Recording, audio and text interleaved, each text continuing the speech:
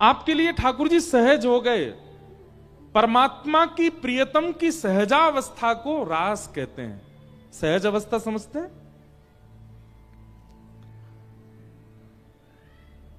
अब हम बोलने में तो अटपटा लगता है, पर हम मंच पे बैठे हैं, आप सब लोग नीचे बैठे हो, इतने सब ये बंधे हुए हैं, इधर नहीं आ जाओ, हम उधर नहीं पहुंच जाएं, ये सब क्या है? ये सहजावस्था नहीं है। लेकिन हम ये कूद काद के वहां पहुंच जाएं, आप लोगों के बीच में बैठ जाएं, आप जो लाए हो वो खाने लग जाएं, आपके संग बैठे वार्ता करने लगे, आपके संग नाचें डोलें, कल आनंद करेंगे, होली उत्सव है, उसी को क्या कहते हैं? रास। मतलब परमात्मा अपनी प्रभुता को त्याग करके अत्यंत सहज हो जाए, उसको रास कहते हैं। अभी ठाकुर जी सहज नहीं है, अभी हमारे लिए सहज नहीं है, एक दूरी बनी हुई है ठाकुर जी से, इसे कहते हैं रास। अनेकों के साथ रास हुआ, केवल गोपियों के साथ नहीं, जिस जिस भक्त का आप नाम लेंगे सबके साथ ठाकुर जी ने रास किया। धन्ना सेठ, उसके साथ रास हुआ। भौंदू भक्त, उसके साथ रास हुआ। मीराबाई के साथ रास हुआ। करमेती बाई के साथ रास हुआ। सूरदास, कुंभन दास, गोविंद दास, सबके साथ रास हुआ। गोविंद स्वामी हमारे ब्रजमंडल के एक बहुत अच्छे भक्त हुए, अष्ट सखाओं में गोविंद स्वामी। बाद में उन्होंने अपना नाम बदल लिया, गोविंद स्वामी से नाम कर लिया गोविंद दास। ठाकुर जी उनके साथ खेलते थे। बाकी सब लोगों को तो मंदिर में ठाकुर जी दिखते थे, लेकिन जैसे ही गोविंद दास पहुंचते थे तो ठाकुर जी अपने अपने मूर्तिमंत रूप को त्याग करके बिल्कुल सहज हमारी आपकी तरह निकल के बाहर आ जाते और गोविंद दास के कंधा पे बैठ के चले जाते वन में, खेलते उनके साथ। इसे कहते हैं रास। हमें ऐसी भक्ति करनी है, ऐसा नाम जपना है, ऐसा अपना व्यवहार स्वभाव बनाना है कि ठाकुर जी अपनी सहजावस्था में आ जाएं।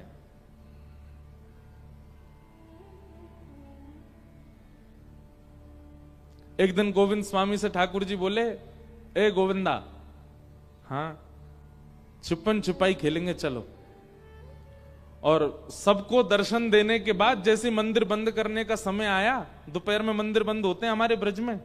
एक बात आपसे हम स्पष्ट कर दें, ये दोपहर में 12-1 बजे जो मंदिर बंद होते हैं ना ब्रज में, और उसके बाद ये 4 बजे जो खुलते, इसके बीच का जो समय है, उस समय वृंदावन में किसी एकांत स्थान को ढूंढिएगा जहां सघन वन हो, जहां खूब सारे वृक्ष वल्लरियां लगी हो। अब तो वन है ही नहीं वृंदावन में, ठाकुर जी कहीं दूर ही जाते होंगे रास करवे।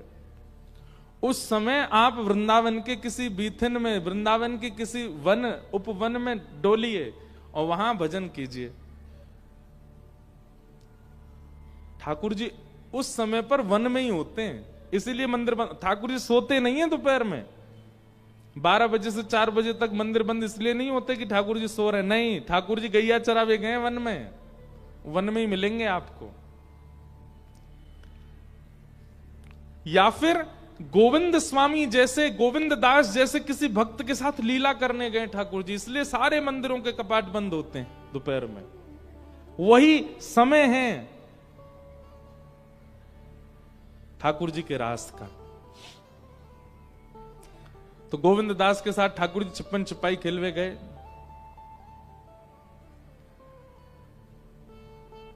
पहली बारी गोविंदा की आई। गोविंदास बोलो, लाला मैं 10 तक गिनती गिनूंगो, तुम छुप जाओ, मैं ढूंढूंगो। ठाकुर जी बोले, हाँ ढूंढ लो। गोविंदास 1 2 3 4 ऐसे गिनने लगे। ठाकुर जी दौड़े, इधर उधर दौड़ करके दूर एक कदम्ब वृक्ष था, उसके ऊपर चढ़ गए। अब गोविंद दास की 10 गिनती पूरी भई तो उन्होंने बोला, आ रहा हूं लाला, छुप जाओ। लेकिन गोविंद दास इतने चतुर, उनको पता है ठाकुर जी ने आज गुलाब का इत्र लगाया है, तो ठाकुर जी जहां जहां स्पर्श करते भागे होंगे वहीं से सुगंधी आ रही है। सूंघते हुए गोविंद दास जा रहे हैं। दूसरी बात, ठाकुर जी के चरणों में कुमकुम है। ठाकुर जी जहां जहां चरण रखते हैं वहां वहां कुमकुम छिड़क जाता है। चलते चलते गोविंदास देख भी ले रहे हैं कहां कहां से कुमकुम छिड़क रहा है। इत्र की सुगंधी सूंघते सूंघते गोविंदास पहुंच गए, कदम वृक्ष के नीचे जाके खड़े भये। जैसे देखा ठाकुर जी अपने सब पीतांबरी आदि समेट करके चुपचाप ऊपर बैठे थे। गोविंदास बोले पकड़ लियो। ठाकुर जी उतर के नीचे आए, बोले ये बात अच्छी ना है, तू नेक में ही पकड़ ले हमें। बोले बात मत बनाओ, जाओ चलो 10 तक गिनती गिनो, मैं छुपूंगा, ढूंढो। बहुत सुंदर लीला है। ठाकुर जी गए, अब ठाकुर जी ने 10 तक गिनती करी, 1 2 3 4, गोविंदास छिप गए जाकर के। ठाकुर जी आए ढूंढवे, अब गोविंद दास ना तो इत्र लगाते ना उनके चरणों में से कुमकुम निकले। इतने गहरे वन में ऊपर वृक्ष पर जाके बैठ गए गोविंद दास। ठाकुर जी ढूंढते ढूंढते नैका देर ढूंढे ठाकुर जी। ठाकुर जी बोले ये और विचित्र बात, अब या को ढूंढो जन कहां चलोगे। ठाकुर जी ने मन में विचार किया या बैठो रहने, मैं जाके सो जाऊं। और ठाकुर जी दौड़ के गए मंदिर में, जाके सो गए। अपने बिस्तर पे पड़ गए प्रेम से। अब यहां गोविंद दास ऊपर वृक्ष पे बैठे हैं, मन में सोच रहे हैं ठाकुर जी आ रहे होंगे, अभी तक तो आए नहीं। सो गोविंद दास क्या कर रहे हैं, अपने आप को थोड़ा थोड़ा नीचे उतार रहे हैं कि मैं दिख जाऊं ठाकुर जी को। इतनी देर हो गई अभी तक आए नहीं। नेक उतरे पूरे ही उतर आए। और जहां ठाकुर जी खड़े हो गए गिनती के, वहीं पहुंच गए। बोले कहां है ठाकुर जी, पकड़ लियो मैं जे खड़ो। लेकिन वहां ठाकुर जी तो है ही नहीं। इतने में शाम का समय हुआ, घंटे घड़ियाल बजे मंदिर के। गोविंद दास बोले ये घंटे घड़ियाल बज रहे हैं मंदिर में, ठाकुर जी मंदिर पहुंच गए। अच्छा मोकू यहां बैठो छोड़, स्वयं जाए के और वहां सोए गए हो कमरा में, याकू बताऊं मैं अभी। गोविंद दास जैसे गए मंदिर के बाहर खड़े होकर के देखी तो अंदर श्रीनाथ जी प्रेम से खड़े हैं, मंद मंद मुस्कुरा रहे हैं। ठाकुर जी ने नेक नजर ऊपर करके जैसे ही गोविंद दास को देखा, ठाकुर जी डर गए। बोले अब जे मुझे मारेगो या अकेलो छोड़ के आएगो मैं। गोविंद दास बोले दाव दे आयो भाज कमार, कबई तो निकसेगो भार, ऐसी दूंगो मार। ठाकुर जी डरने लगे। गुसाई जी बोले जय जय कहा भयो। बोले गोविंदा मुंह मारेगो या भगा दो यहां से। गुसाई जी ने जैसे ये बात सुनी नेत्र सजल हो गए। ठाकुर जी आप कितना प्रेम करते हैं, आप कितना स्नेह करते हैं, आप उनके साथ खेलने चले जाते हो। त्रिलोकीनाथ, तीनों लोकों का भार जिनके सिर पर है, वो इतने सहज हैं, इतने सरल हैं कि सारे काम छोड़। यहां व्यक्ति महाराज ब्याह हो जाए, 2 बालक हो जाए तो उस पर इतना समय नहीं होता कि वो रोटी खा ले। ठाकुर जी तीनों लोक, और केवल मानवों की चिंता नहीं है उनको, जलचर थलचर वायुचर सबकी चिंता है ठाकुर जी को, सबको देखना है ठाकुर जी को। उसके बाद 33 कोटि देवता, सूर्य चंद्र, ना जाने कौन कौन से नक्षत्र, सब ठाकुर जी के वश में। इतनी व्यस्तता होने के बाद भी वो प्रेमियों के लिए समय निकालकर उनके साथ खेलते हैं, नृत्य करते हैं, उनके घर जाके खा लेते हैं, उनके पास सो जाते हैं। इसी को कहते हैं रास, इसको कहते हैं रास। हमारे ठाकुर जी आए नहीं अभी तक, हमारे लिए अभी प्रायोरिटी निकाली नहीं है ठाकुर जी ने।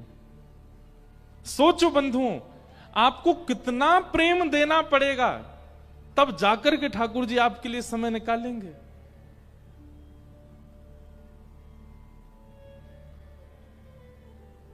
कितनी लीलाएं हैं। एक कृष्णदास जी की लीला है, इसमें सुनाता हूं कभी कभी कथा में।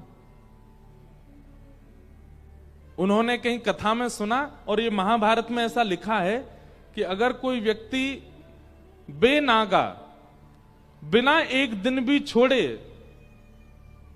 12 वर्ष तक एक नियम का पालन करेगा, तो 12 वर्ष बाद उस नियम के प्रभाव से वो जो चाहेगा वो उसको मिल जाएगा। कोई भी एक सद नियम 12 वर्ष तक करना है, एक दिन भी आपकी छुट्टी नहीं होनी चाहिए उसमें। आपकी छुट्टी हो उसकी पूरी जिम्मेवारी ठाकुर जी रखेंगे। ऐसी ऐसी व्यवस्था कर देंगे कि आपका नियम पूरा ही नहीं हो पाए, लेकिन आपको फिर भी करना है। तो कृष्णदास जी नियम करते थे। उन्होंने नियम ले लिया ठाकुर जी को माला पहनाने का। बोले मैं रोज माला पहनाऊंगा ठाकुर जी है। और 12 वर्ष बाद मेरी एक ही इच्छा है कि 12 वर्ष तक मैं माला पहनाऊंगा, लेकिन 13वें वर्ष के पहले दिन ठाकुर जी को आना पड़ेगा मेरे पास माला पहनवे, मैं नहीं आऊंगा।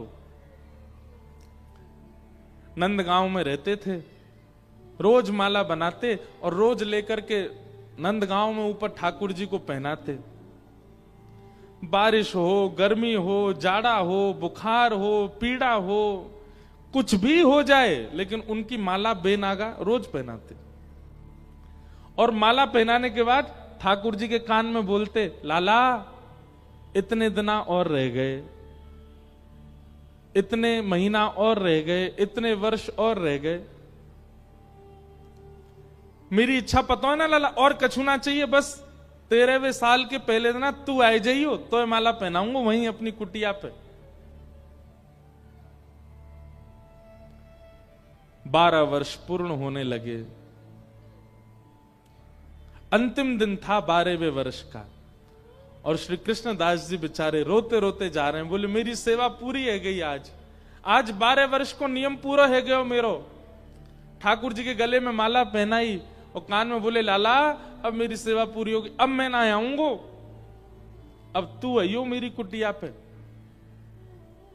तेरे काज 56 भोग बना के रखूंगो, खीर बना के रखूंगो, मिष्ठान बनाऊंगो, पूड़ी बनाऊंगो, पराठे बनाऊंगो, लाला जो तू कहेगो सब पवाऊंगो। और मुंह कछु नहीं चाहिए, ना इंद्र को वैभव, ना यम की भूमि, कुछ नहीं चाहिए। केवल लाला मेरे घर आ जाए और मैं अपने हाथन से माला पहना दूं बस। 12 वर्ष तक बेनागा प्रत्येक दिन माला ठाकुर जी को पहनाई। 13वां वर्ष प्रारंभ हुआ। रात भर सोए नहीं, 56 भोग बनाए अपनी कुटिया में, सुंदर माला बना करके रखी। एक बहुत सुंदर पद है, मुझे याद आया अभी। पूरा घर तैयार करके श्री कृष्णदास जी उस मार्ग पर बैठ गए जिस मार्ग से ठाकुर जी को आना है, जो नंद भवन तक जाता है। उस मार्ग पर बैठ के पलक भी नहीं झपका रहे हैं अपनी, अपलक नेत्रों से बस मार्ग को देख रहे हैं। जरा सी हवा चलती है, कोई पत्ता हिलता है, तुरंत विचलित हो जाते हैं। जय जय आ गए, लाला आगे होगो। पलकन सोमग झारू मेरे, पलकन सोमग झारू, पलकन सोमग झारू मेरे, पलकन सोमग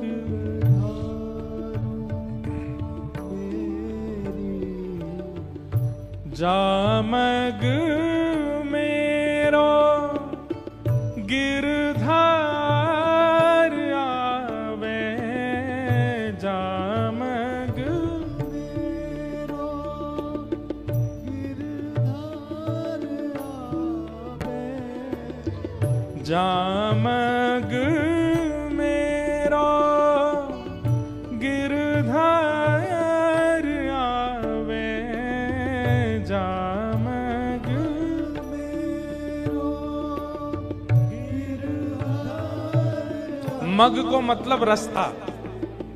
जामग मेरो प्रियतम आवे, जामग मेरो प्रियतम आवे।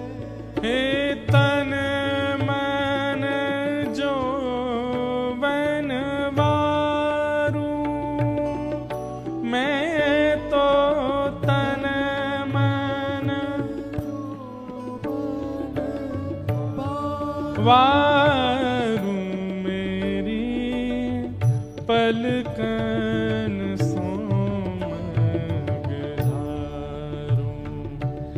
मेरी पलकन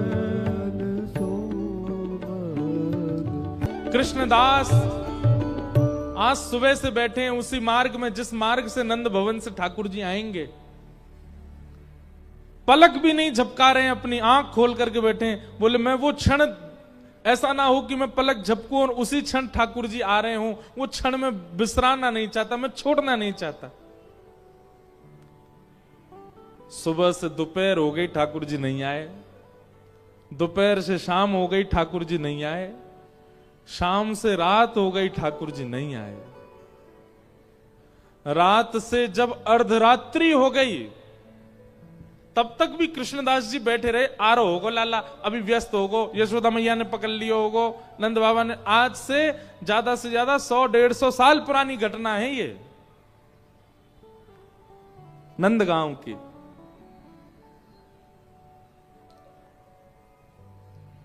ठाकुर जी नहीं आए। जब आधी रात हो गई, 13वें वर्ष का दूसरा दिन प्रारंभ होने लगा। पहला दिन तो निकल गया, बस अभी प्रारंभ होने में 1-2 घंटे बचे हैं। कृष्णदास जी बोले जे नहीं आवेगो। अरे मैंने गलती कर दी, 12 साल निकाल दिए या की आश में। मुझे कहा पतो ही, मुझे तो पहले तो पतो ही ये 1 नंबर को छलिया है, और ये तो बात को पक्को ना है। ब्रजवासी ने कह के गए परसों आ जाऊंगा, बरसों तक लौट के नहीं आयो। मैंने कौन के चक्कर में 12 वर्ष अपने व्यर्थ कर दिए।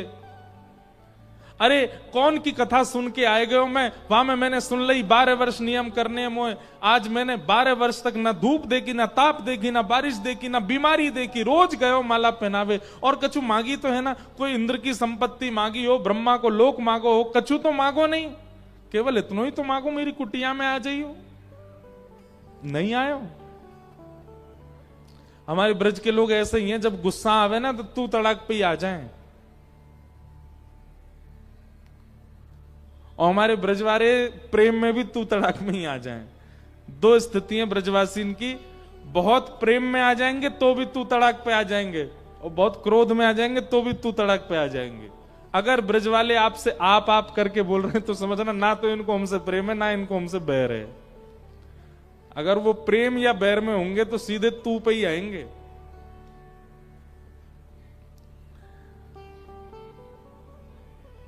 कृष्णदास जी बोले अब ना रहूंगा यहां पे, अब एक क्षण भी ना रुकूंगा यहां पे। अपने सबरे बोरिया बिस्तर बांधे, जितना 56 भोग बनाया था ठाकुर जी के लिए वो सब भी डलिया में एक जगह भर लिया, सबकी पोटली बनाई, पूरी कुटिया को उजाड़ दिया अपनी को क्रोध में, और सब सामान लेकर के निकल पड़े।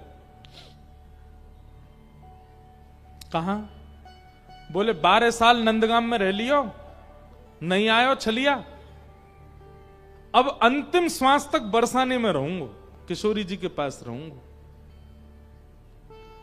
नंदगांव से बरसाना इतना दूर है, 7 किलोमीटर, पता ही नहीं चलती कब पहुंच गए। 7 किलोमीटर भी नहीं है। कई लीलाओं में तो ऐसा आता है कि किशोरी जी अटारी पे चढ़ करके नंदगांव में ये देख लेती हैं लाला क्या कर रहे हैं। ठाकुर जी गौचारण कर रहे हैं, ठाकुर जी को यशोदा मैया क्या कर, पूरे दिन किशोरी जी ऐसी बैठी रहे सज धज के, वहीं से नंदगांव में देखती रहे, पास ही है दोनों। कृष्णदास जी जैसे ही बरसाने जाने लगे, इतने में ही सामने से गैयान को झुंड, अनेक गैया और बड़ी बड़ी गैया सब आ रही हैं चलती भाई। अब मार्ग पूरा गैयान ते भरो हुए, और कृष्णदास जी कोने खड़े है गए, प्रतीक्षा करने लगे सब गैया चली जाएं तो मैं आगे जाऊं। चलते चलते चलते चलते महाराज घंटे बीत गए, लेकिन गैयान को वो काफिलो खत्म नहीं भयो। कृष्णदास जी बोले भैया जी इतनी गैया मैंने जीवन में पहली बार देखी, कहां से आ रही हैं सबरी। इतने में ही अपने कंधा पे एक लाठी टांगे और उन पे दोनों हाथ टांगो, ऐसे चल तो भयो एक ग्वारिया हरो मदमस्त चाल में, ऊंची ऊंची धोती पहन रखी, पामन में कड़ूला पहन रखे हैं, गले में एक मोती की माला पहन रखी है, और सिर पे बढ़िया ऐसे घुमावदार पाग पहन रखी है, पीरो पीरो चंदन यहां तक लगा रखो है, और चल तो भयो बढ़िया गुनगुना तो भयो कछु आ रो एक ग्वारिया। कृष्णदास जी ने कही ओ भैया ओ ग्वारिया के इतकुआ।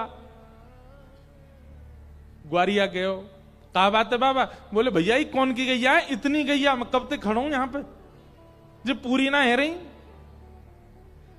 अरे बाबा जी नंद भवन गैया है, 9 लाख गैया है, खड़े खड़े 2 दिन निकल जाएंगे तो मैं तो पूरी ना होंगी, इतनी गैया है। कृष्णदास जी बोले भैया मैं तो भूखों मरो, पूरा दिन है क्यों कछु खायो ना पियो, पूरे दिन प्रतीक्षा करते रहो। अब ये गैया और आ गई है सामने, अब मैं तो यहीं बैठ रहा हूं, यहीं बैठ के भोजन पा रहा हूं, फिर तब तक गैया चली जाएंगी, फिर जाऊंगा बरसाने। ग्वारिया बोले बाबा कछु खावे को तो महुआ खवाए दो। कृष्णदास जी बोले बैठ जा, तू बैठ जा। और वो ग्वारिया सामने बैठ गया, यहाँ कृष्णदास बैठ गए, पोटली खोली, बढ़िया डलिया निकाली, ले भैया उठा के तू भी पातो रहे। बाबा मेरे हाथ में गोबर बहुत लग रहा है, एक बार स्वयं पालो, फिर दूसरी बार मुंह वो पवाई दे करो। कृष्णदास जी बोले अंबे है तो तू नंदगाम कोई ना, ऐसे ही तेरो स्वामी है, वानु जीवन भर सेवा करवाई है, ऐसी तुम सब नंदगाम बारे जाते जाते चैन ते जान थोड़ी दोगे। अब वो सेवा कराए लोग आ जाएंगे तो कुआ मुंह खोल अपनो। ग्वारिया ने मुंह खोल लियो। अब कृष्णदास जी एक बार पामे और फिर अपने ही हाथ से वाकू पवा रहे हैं।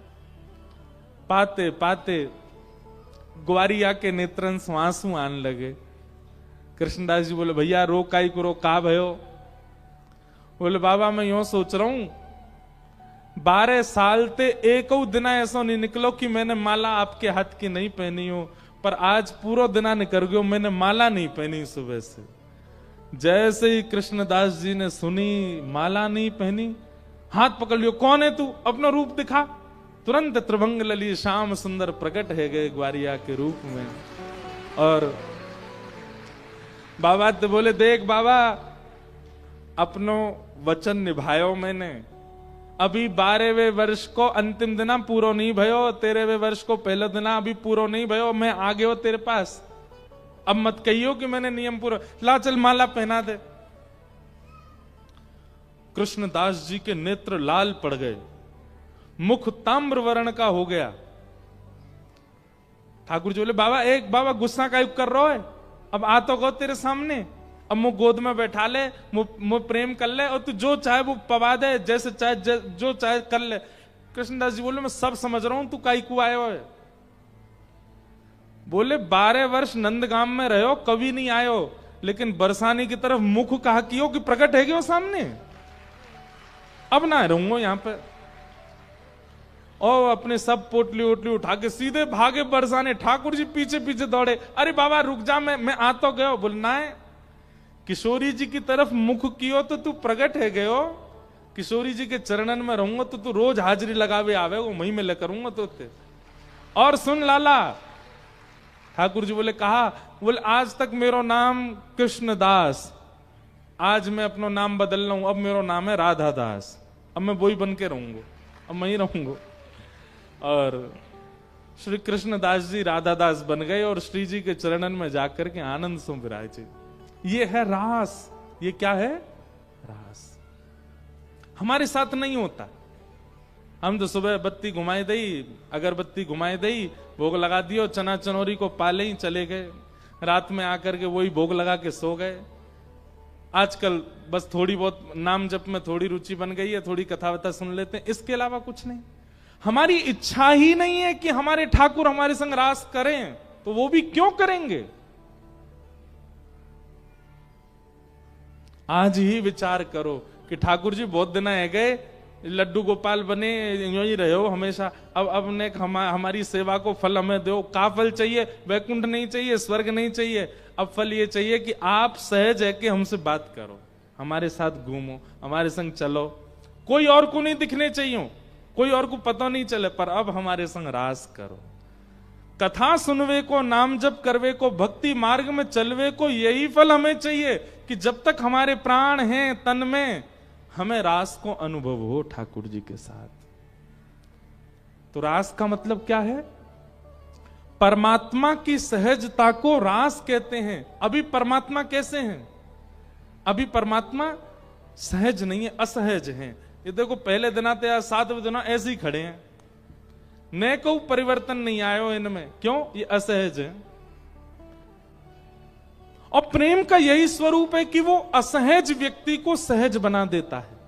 प्रेम,